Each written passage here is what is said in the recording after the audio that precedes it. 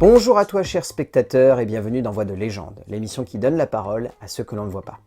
Bon, la voix dont je vais vous parler ici, c'est une voix qui je trouve est hyper charismatique parce que c'est un acteur qui a réussi à s'imposer dans des prestations qui sont absolument folles, parce que les acteurs qu'il a réussi à doubler en version française sont des acteurs avec énormément de charisme et surtout qu'on pourrait un peu enfermer dans le cinéma d'action et de divertissement, mais qui arrive aussi par moments à livrer des drames hyper poignants, à livrer des thrillers hyper tendus.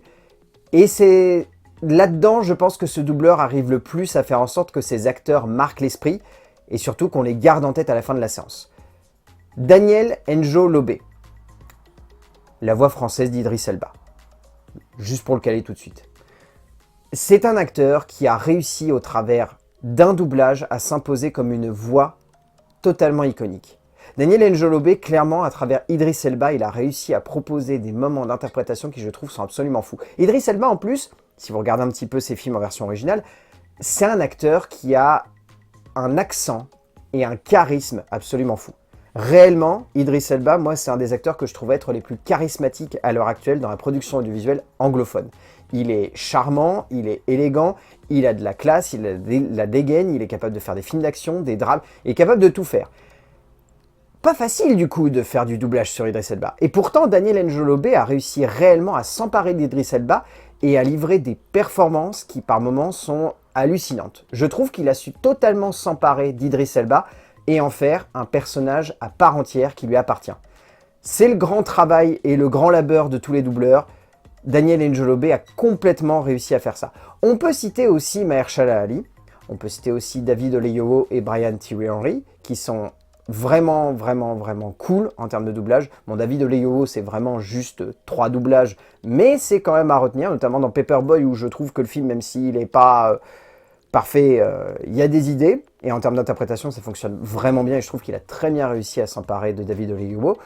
Brian Tyree Henry, ça fonctionne bien de manière générale, parce que Brian Tyree Henry, c'est un acteur que moi j'aime beaucoup, et qui je trouve est extrêmement classe. Mahershala Ali, je pense que ça a dû être très compliqué pour lui. Parce que Mahershala Ali, typiquement, c'est un acteur qui a beaucoup de charisme, beaucoup de puissance à l'écran, qui a un charme indéniable aussi, qui a une prestance et qui est capable d'avoir une palette de jeux absolument folle. Et il a eu du bol parce que pour le coup, Mahershala Ali, c'est vraiment l'acteur où on l'a un peu vu arriver de nulle part et où en 2-3 interprétations, il a su totalement devenir iconique. Moi, j'ai en tête Moonlight. C'est là-dedans, je trouve, qu'il explose. Et je trouve que c'est hyper compliqué dans Moonlight de réussir à rendre attachant son personnage. Parce que son personnage a beau être extrêmement charismatique, ça reste, entre guillemets, un bad guy. Mais il en fait quelqu'un de charmant, de délicat. Et je trouve que dans sa version française, Daniel N'Jo-Lobé a parfaitement réussi à capter ça. Mais de manière générale, Daniel N'Jo-Lobé, je trouve que c'est un acteur qui a une palette de jeux absolument folle. Je vous invite à regarder sa filmographie. Il y a du doublage, certes. C'est un acteur de théâtre hyper talentueux, c'est un acteur de télévision hyper prolifique et c'est un acteur de cinéma qui est tout de même également très présent. Donc, Daniel N'Jo-Lobé, c'est la démonstration de pas mal de doubleurs qu'on a eu l'occasion de développer ici, c'est-à-dire qui sont capables d'étendre leurs possibilités d'interprétation et de ne pas uniquement se limiter au monde du doublage et de réussir vraiment à être des acteurs à part entière.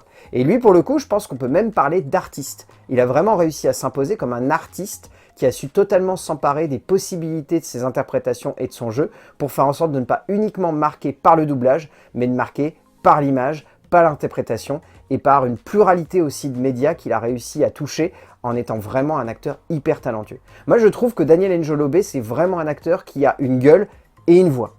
C'est comme ça que je le résumerai. Dans le genre voix de légende avec une gueule et une voix, Daniel N'Jo-Lobé, c'est vraiment quelqu'un d'iconique. Je vous dis à la semaine prochaine pour parler d'un nouveau doubleur, mais surtout découvrir son impact sur la pop culture.